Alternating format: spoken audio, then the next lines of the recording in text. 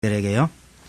중학교, 중고등학교에서 배우지 못했거나 혹은 중고등학교 시절에 잘 못 배운 것을 가르쳐서 생각을 바꾸어 놓으려고 하는 거죠. 그동안 배워서 알던 것들이 정치인들이나 혹은 가진 자들이 백성을 억압하고 착취하기 위한 수단이었다고 가르쳐서 정권 투쟁에 나서게 하거나 아니면 민주주의를 쟁취하기 위한 투사로 만들기 위한 그 비밀 교육과 같은 것이었다고 보면 되죠. 아무런 생각 없이 잘 자라서 대학까지 들어온 이 신입생들에게요. 너 하나만 잘 먹고 잘 살기 위해서 이런 수고를 해서 되겠느냐? 너 하나 잘 먹고 잘 사자고 젊음을 바쳤어야 되겠느냐? 이러면서 정말 이상적인 세상을 만들어가야 하고 인류에 넘치는 세상을 위해서 희생해야 되지 않겠느냐고 이렇게 가르치면요. 정말 혈기 넘치는 젊은이들이 그 말에 동조하거나 동의가 되거나 그렇게 해서 생각이 바뀌게 되면 정말 딴 사람이 되어버리는 겁니다. 얌전한 모범생이요. 갑자기 무서운 투사로 변해버리기도 합니다. 심지어 평생에 단 한 번도 부모님에게 토를 단 적이 없는 착한 아이가 어느 순간에요. 국경을 뛰어넘기 시작을 하는 겁니다. 걔들이 머릿속에 무슨 생각이 들었냐면요. 언젠가 우리 부모님들이 나의 이런 마음을 이해해 줄 날이 있을 거라고 믿고 지금은 도저히 상상도 안 되는 놀라운 일을 저질러 버리는 겁니다. 저희들 대학 다닐 때에 특별히 정권을 맡아 있던 자들이요. 자기들의 군사 통치를 정당화하기 위해서 악용했던 것들이 굉장히 많았죠. 그런데 그런 것을 깨닫게 되면 갑자기 아이들이 완전히 변해버리는 겁니다. 그걸 소위 의식화되는 거라고 말했죠. 의식이 살아있는 존재가 되는 겁니다. 비유컨대 목류병 환자가 정신없이 돌아다니고 있다가 갑자기 깨어나는 것과 비슷한 현상이 되어버립니다. 그렇게 되면 어쨌든 정말 무서운 사람이 되는 거죠. 때로는 좋지 못한 의도를 가진 사람들이 이렇게 나쁜 방향으로 아이들을 의식화시키는 경우도 적지 않았습니다만은 우리가 인간이라면 사람이라면 어느 정도의 의식화는 이게 꼭 필요한 것이었습니다. 아니 지금도. 그렇게 생각이 있는 사람이 되어야 하는 건 그건 틀림없습니다. 어느 정도의 적절한 방향으로 적절한 정도의 의식화는 반드시 필요한데 만약에 그렇지 않다면요. 우리 사는 것이 짐승하고 별반 다를 바가 없을 수도 있습니다. 그래서 나온 말이 배고픈 돼지보다는 배고픈 소크라테스가 되라 뭐 이런 말이 나온 거겠죠. 전 이 말이 아주 옛날 소크라테스 시대에 나온 말인가 싶어서 찾아봤더니 아니요 이게 19세기 영국에서 나온 말이더라고요. 19세기면 우리하고 별로 멀지 않은 시대입니다. 그러니까 이런 사람이 의식을 가지고 살아야 되지 않겠느냐라는 이 놀라운 말이요. 우리와 그다지 멀지 않은 시기에 나온 말이었더라고요. 그런데 오늘 본문을 보면 예수님께서는 2000년 전에요. 유대인들을 향해서 바로 이런 의식화 교육을 시키셨구나 이런 느낌을 받게 됩니다. 여러분들이 그렇게 살아서 되겠습니까? 생각을 바꿔야 합니다. 이런 내용이 이 산상보훈에 하나님의 백성이 어떻게 살아야 할 건가를 쭉 이야기하는데 오늘 본문도 그 본문 중에 일부입니다. 그래서 예수님께서 길게 말씀하셨는데 사실은 그 산상보훈이라는 긴 그 설교 전체를 그렇게 이해해야 하지만 오늘 이 본문을 이렇게 줄여서 생각을 해보면 이 내용도 요약을 해보면 첫 번째로 말씀드리고 싶은 것은요. 이방인들처럼 하지 말라는 거예요. 그거 전부 이방인들이 구하는 것 아니고 이방인들의 생각 아니냐. 그렇게 이방인처럼 그렇게 살아서는 안 된다라고 말하는 겁니다. 구체적으로요. 입는 것, 먹는 것 때문에 그렇게 걱정하지 말고 중요하게 여겨야 할 것을 중요하게 여겨라라고 말합니다. 하나님 알지 못하는 이방인들이 그저 평생 먹고 입고 사는 것에만 집착하면서 인생을 허비하듯이 여러분들이 그렇게 해서는 안 된다라고 말하는 겁니다. 여러분, 하나님 없이 사는 인생들이야 목표를 어디다 두겠습니까? 그냥 이 땅에서 잘 먹고 잘 사는 것, 거기에만 관심을 쓸 수밖에 없지만 적어도 하나님을 믿는 여러분들은 그래서 안 된다라고 말하는데요. 여러분, 이 말씀이 여러분들에게까지 이게 문제가 되지 않는지 전 참 궁금합니다. 왜 그러냐면요. 그럼 지금도 먹고 사는 문제가 이게 쉬운 게 아닙니다. 그럼 우리나라는 먹고 사는 문제에서 이제 완전히 벗어났나요? 그런 고민 더 이상 안 해도 되나요? 이런 고민을 전혀 안 하고 사는 사람이 우리나라에도 아직 많습니다.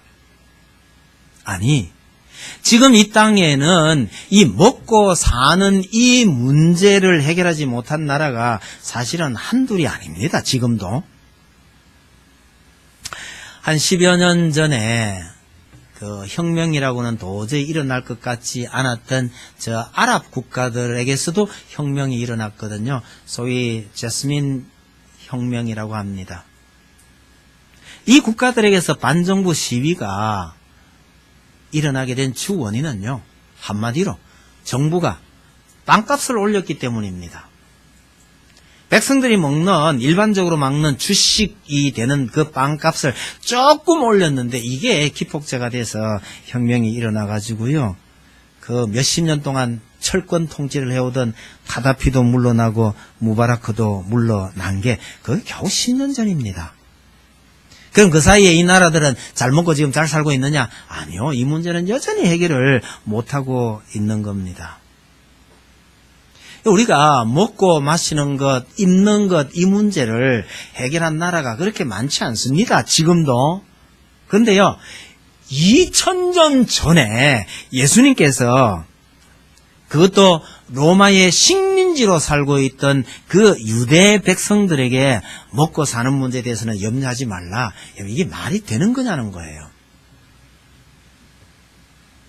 오늘 우리가 먹고 사는 문제 때문에 그렇게 고민을 안 한다고 해서 이 예수님의 가르침을 그렇게 가볍게 여길 문제가 아닙니다. 어쩌면 지금도 예수님의 이 가르침에 대해서 동의 못하는 사람들 많을 겁니다. 어떻게 먹고 마시고 입는 문제에 대해서 고민을 안 할 수가 있느냔 말이에요.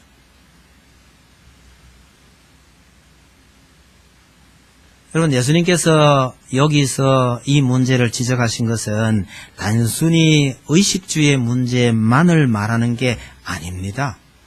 예수님께서 사람들의 먹고 입는 문제를 해결해 주려고 이 땅에 오신 게 아닙니다.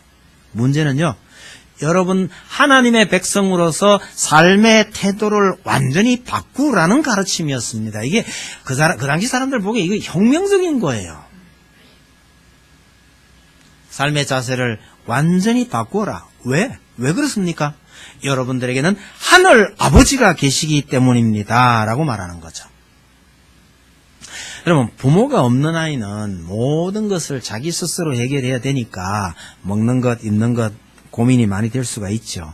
그러나 만약에 부모가 계시는 아이라면요, 그 문제는 부모님께 맡겨야 될 거란 얘기입니다.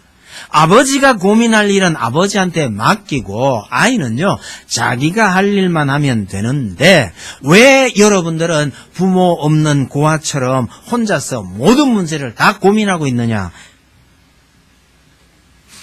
이것이 예수님께서 말씀하시는 핵심이라고 생각합니다.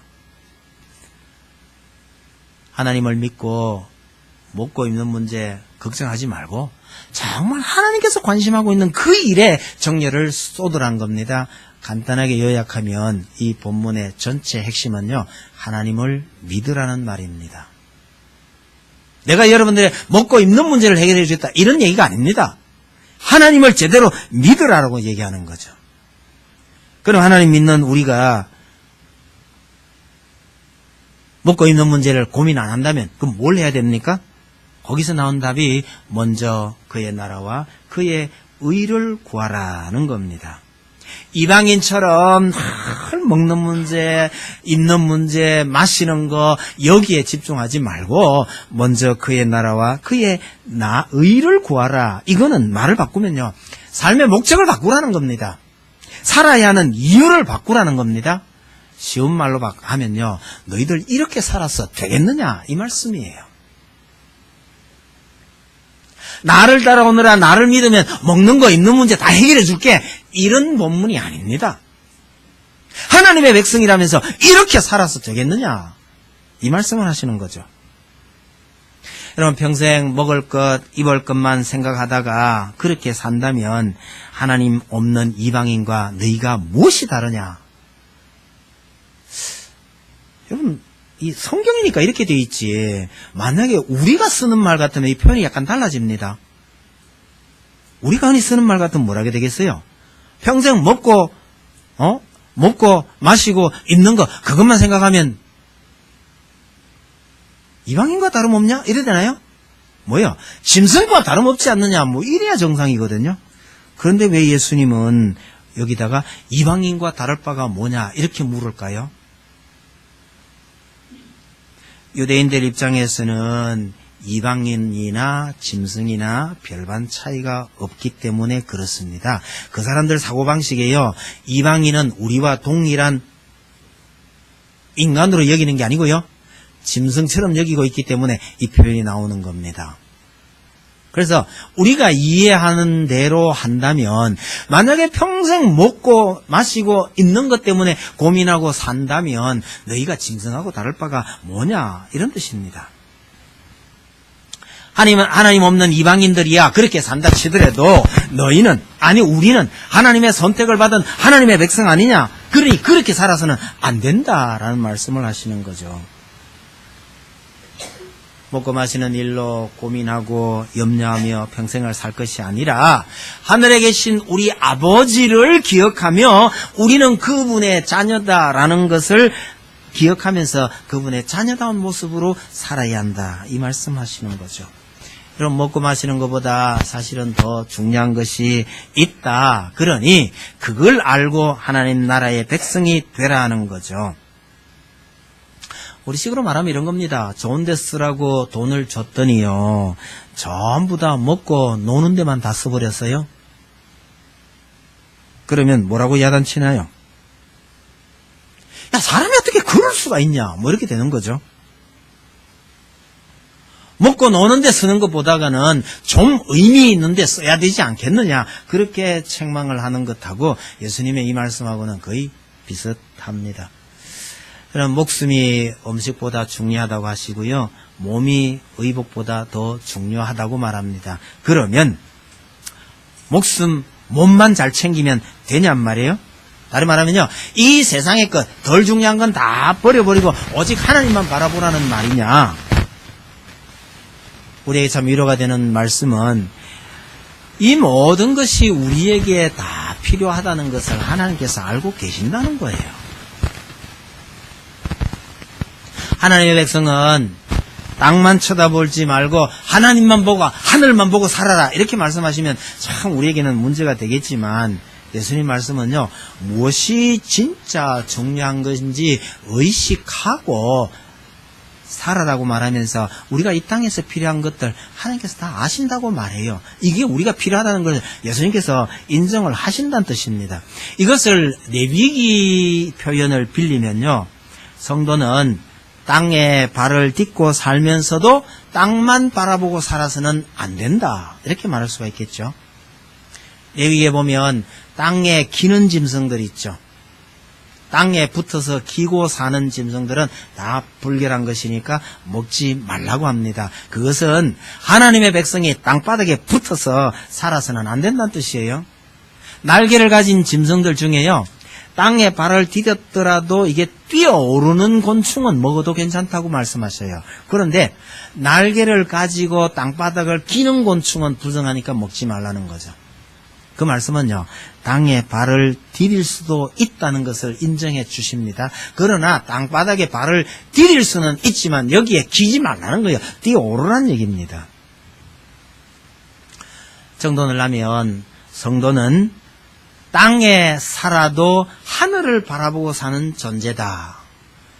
레위기의 말씀을 여기다가 끌고 오면 그렇게 표현되는 것 같아요. 너희가 비록 이 땅에 살고 있지만, 아니 먹는 것 입는 것 다 필요하다는 것 하나님께서 아신다. 여러분들에게 필요하지만 그러나 거기에 매여서 염려하며 근심하며 한평생 살아서는 안 된다라고 말씀하시는 거죠. 그래서 먼저 그의 나라와 그의 의를 구하라고 하시는데, 그럼 어떻게 살아야 되냔 말이에요. 여러분, 예수님의 이 말씀이 여러분들 전부 다가 선교사가 되고 전부 다 목사 되라 그런 얘기인가요? 2000년 유대인들을 앉혀놓고 말씀하시는 예수님의 이 말씀의 의도가 무엇인가를 먼저 생각해 보아야 합니다. 다른 말로요, 어떻게 하는 것이 하나님의 나라와 하나님의 의를 구하는 거냐 고민을 해봐야 된다는 거죠.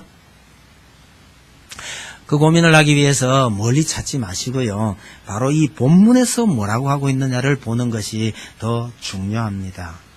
그래서 하나님의 나라와 하나님의 의를 구하는 것은 예수님의 표현을 빌린다면요, 보물을 하늘에 쌓아두는 겁니다.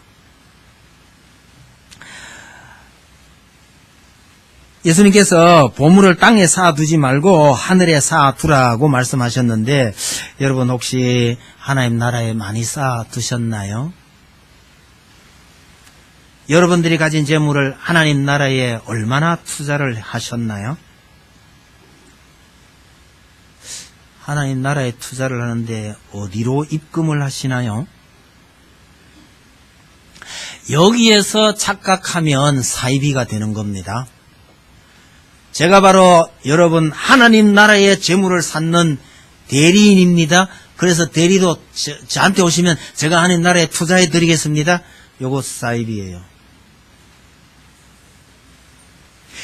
이게 하나님 나라에 투자하는 창구입니다 하고 돈 걷어가시는 분요, 요거 사이비입니다. 사이비가 싹트기 아주 좋은 조건입니다. 제가 하나님 나라에 투자해야 되겠습니다. 속지 마시기 바랍니다. 왜? 예수님께서 이 말씀하시는 의도를 잘 보셔야 합니다. 여러분의 보물이 있는 곳에 마음이 있습니다. 이 말은 연결시켜 보세요. 이 보물을 하늘 나라에 쌓으라 그러면서 그 보물이 있는 곳에 여러분의 마음이 있다라는 것은 여러분의 마음을 하나님 나라에 두라라는 뜻입니다. 여러분, 하늘에 뭐가 있길래 우리 마음을 거기에 두라고 하시나요? 다른 말로요, 하나님 나라에 무엇이 있길래 우리의 보물을 거기에다가 두라고 하십니까? 여러분, 하나님 나라에 뭐 있어요? 대궐이 있나요? 기와집이 있나요? 아니면 우리의 재물을 거기다 투자하라 그러니까 아마 아직 하나님 나라에도 싼 땅이 있나요?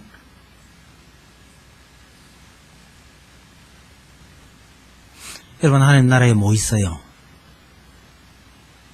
뭐가 있길래 거기에 우리 재물을 투자해야 되고 우리 재물을 거기 쌓아야 되나요?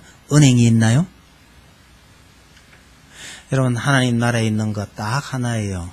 너희 하늘 아버지가 거기에 계시느니라. 이거 위에 예수님께서 말씀하신 게 없습니다. 누가 그런 얘기 했는지 모르겠지만 하나님 나라에 가서 누구는 개털모자 쓰고 누구는 무슨 모자인지 잘 모르겠어요. 누구는 하나님 나라에 가면 기와집에 살고 누구는 초가집에 살고 이런 얘기를 한때 많이 했던 것 같은데요. 여러분, 여러분들의 보물을 하늘나라에 쌓으라는 것은 그 가서 기와집 사라, 대궐에 투자해라 이런 얘기가 아닙니다. 하나님께 마음을 두라는 얘기예요. 하나님께 마음을 두라라는 이야기를 예수님께서 조금 더 내려가시면 여러분들이 두 주인을 섬길 수 없다라고 말합니다. 오직 하나님만 섬겨라 이 얘기예요. 보물을 하늘나라에 쌓아두라는 것은요, 하나님만 섬기라는 이야기입니다. 여러분들의 마음을 하나님께만 드리라는 이야기입니다. 하늘에 계시는 그 아버지께 여러분들의 마음을 거기에다 두고 거기에다가 재물을 쌓아두라는 것은 하나님 나라에 저축하라는 뜻이 아닙니다. 다행이죠. 여러분들 하나님 나라에 저축해 둔 게 별로 없었어요.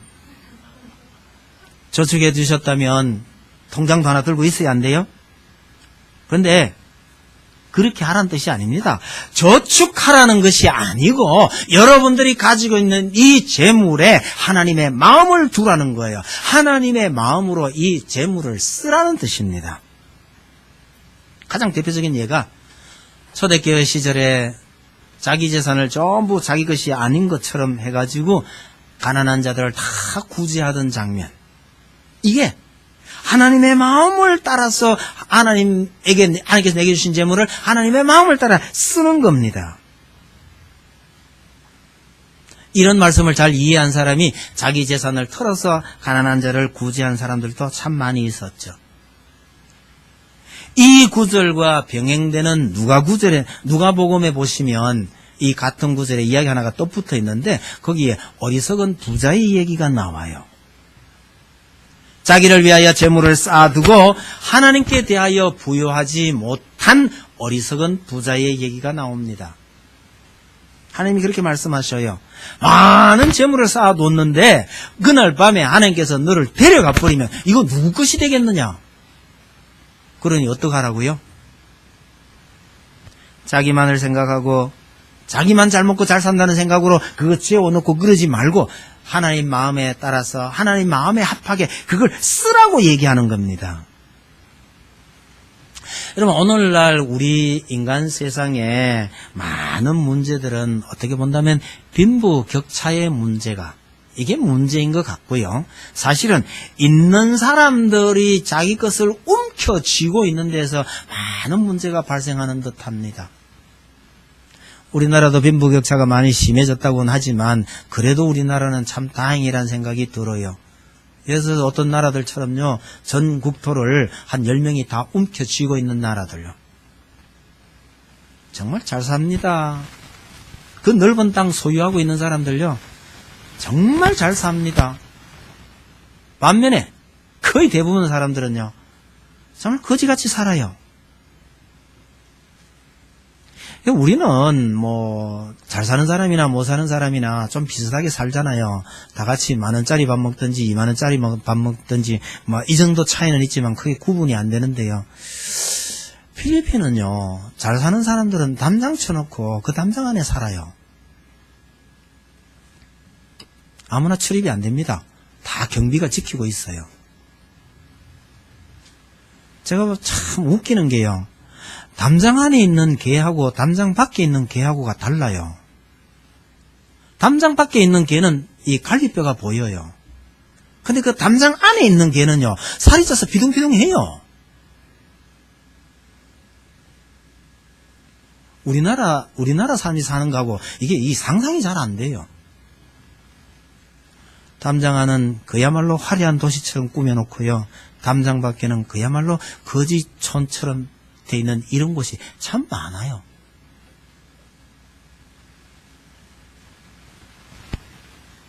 오늘날 우리 인류가 품고 있는 나라들마다 이게 가지고 있는 이 문제들은요, 있는 사람이 없는 사람을 배려한다면 다 해결될 문제가 아닐까, 그런 생각이 듭니다. 예수님의 이 가르침은요, 있는 사람이 하나님의 마음을 읽고 그 마음에 따라서 이걸 쓰라는 얘기입니다. 저 천국에 투자하려고 그런 얘기 아니에요. 천국은 구약시대에 이 하나님의 뜻에 따라서 재물을 쓰는 방식이 바로 11조였죠. 레위인들을 위하고 가난한 자들을 위하고 하나님께 제사 드리는 비용으로서 이 11조를 쓰라, 그렇게 말씀하셨는데 사실은 잘 살펴보면 11조를 드린 게 아니고 12조를 드린 겁니다. 오늘날 11조가 폐지되었느냐 마느냐 이런 논쟁을 하고 있는데요. 우리가 기억할 것은 레위기에 폐지된 율법조차 이게 완전히 사라진 게 아닙니다. 폐지된 율법조차도 그 정신이 무엇인지를 잘 이해하고 오늘에 되살려야 한다는 것을 기억을 한다면, 구약에 있었던 그 11조가 폐지됐느냐 마느냐 이렇게 논쟁하는 건 제가 보기에는 참 좀 우스운 이야기처럼 들립니다. 여러분, 11조가 폐지됐다는 주장이 여러분 기쁘게 들리세요? 아니면 걱정스럽게 들리세요? 아무런 느낌이 없길 바랍니다. 11조가 폐지됐단다 하는데 기분이 참 좋으신 분 혹 계세요? 참 철없다는 얘기입니다. 믿음 안에서 우리가 얼마나 철이 없느냐를 잘 보여주는 것이 11조가 폐지됐단다는 그 이야기가 기쁘게 들리는 사람이요. 왜요? 여러분, 하나님께 안 드려도 된다. 이거 다 내 거다. 하나님께 안 드려도 된다. 이게 기쁘다고요? 하나님께 드릴 거 드리는 기쁨이 어떤 것인지를 모르는 사람은 정말 철없는 사람입니다.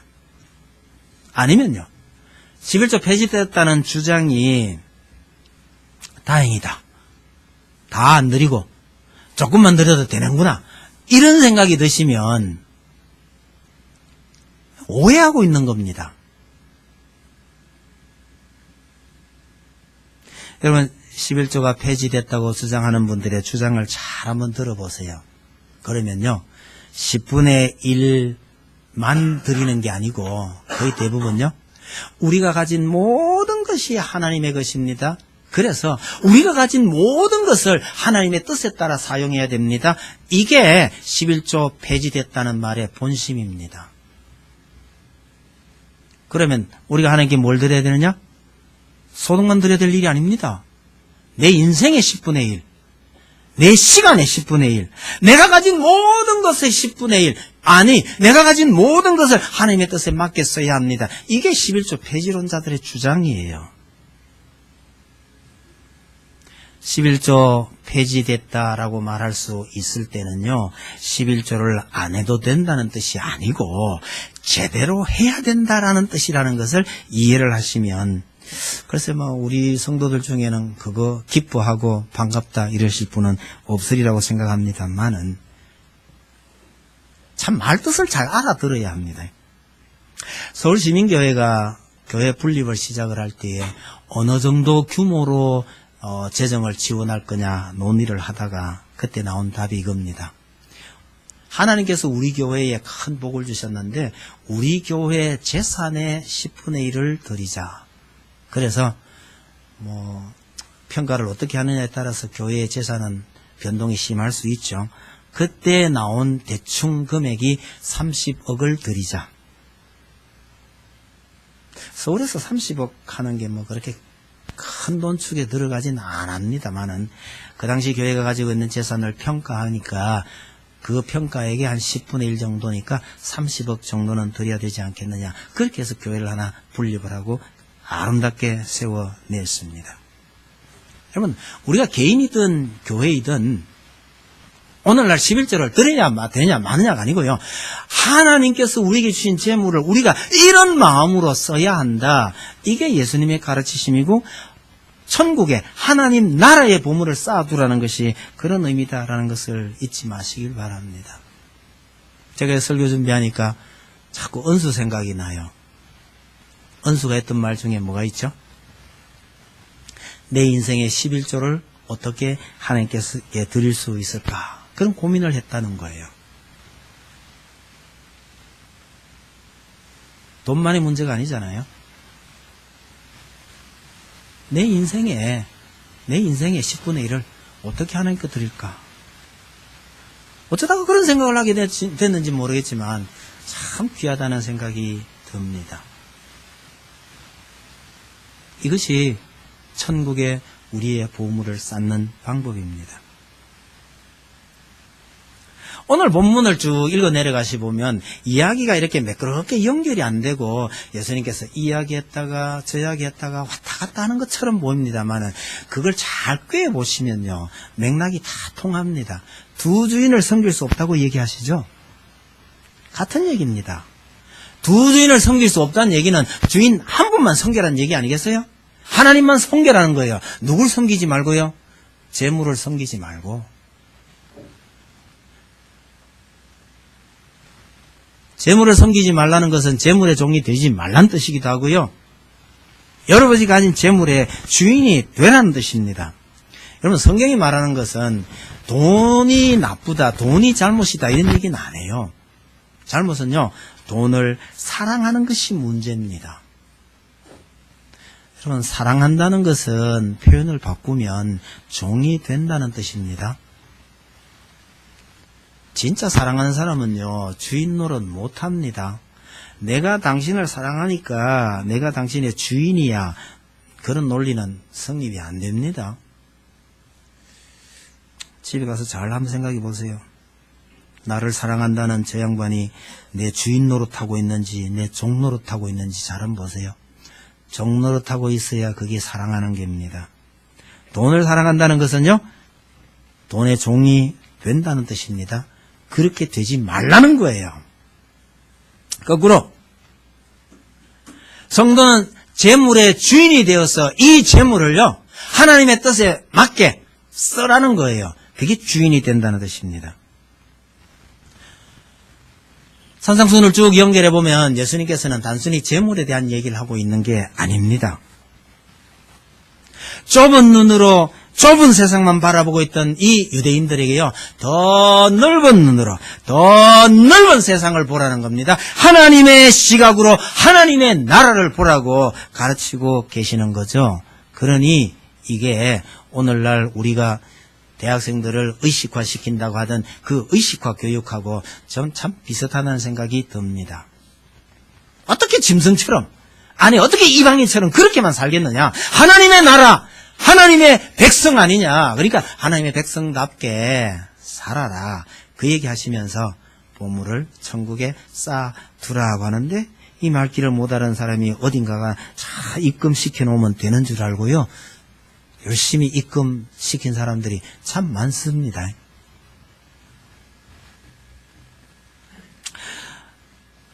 여러분, 하나님의 마음을 알지 못한 채, 하나님의 마음을 모른다는 것은 하나님을 알지 못한 채요, 그냥 재물에 매여 사는 인생, 그 인생이 바로 빛이 어두운 인생입니다.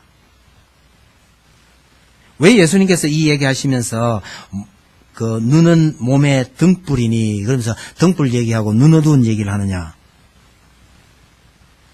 하나님 알지 못한 채 먹고 입고 거기에만 매달려 사는 인생이 소경이나 마찬가지다, 그런 얘기입니다. 그렇게 살면요, 범사에 근심 걱정에 휩싸일 수밖에 없다는 거죠. 여러분, 하나님 없이 사는 사람이요, 가진 것이 많으면 많을수록 근심도 커집니다.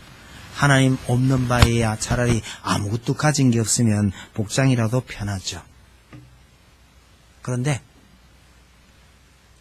하나님을 알고 하나님의 마음을 이해하고 그 하나님의 마음에 따라서 하나님께서 기뻐하시는 방식으로 살아라 라고 권면하는 것입니다. 그것이 이 유명한 6장 33절, 먼저 그의 나라와 그의 의를 구하라, 그리하면 이 모든 것을 너희에게 더하시리라고 권하고 계시는 거죠. 사족처럼 제가 한 가지만 더 붙이겠습니다. 이 유명한 33절을요, 뒷부분만 기억하시는 분이 있어요. 뒷부분이 뭐죠?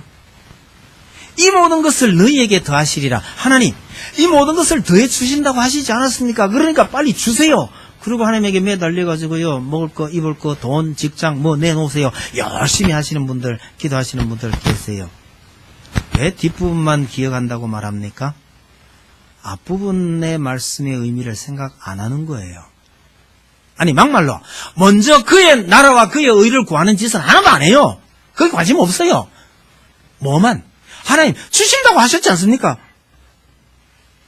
그렇게 해서 뒷부분만 기억하는 사람은 이 여전히 철없는 성도라고 해야 되겠죠.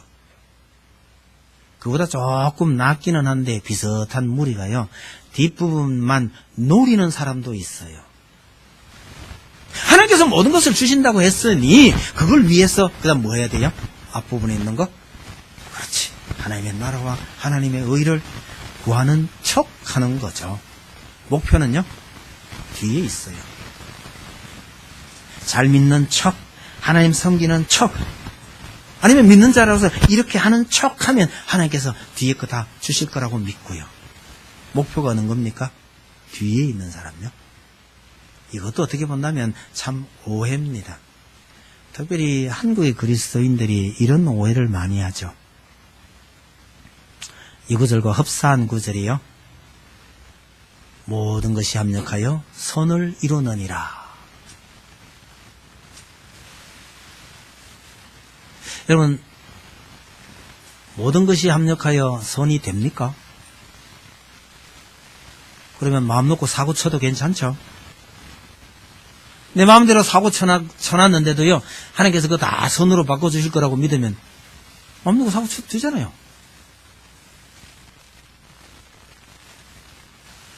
어떤 목사님이 병원에 입원한 집사님한테 신방을 받는데 가서 보니까 옛날 얘기입니다.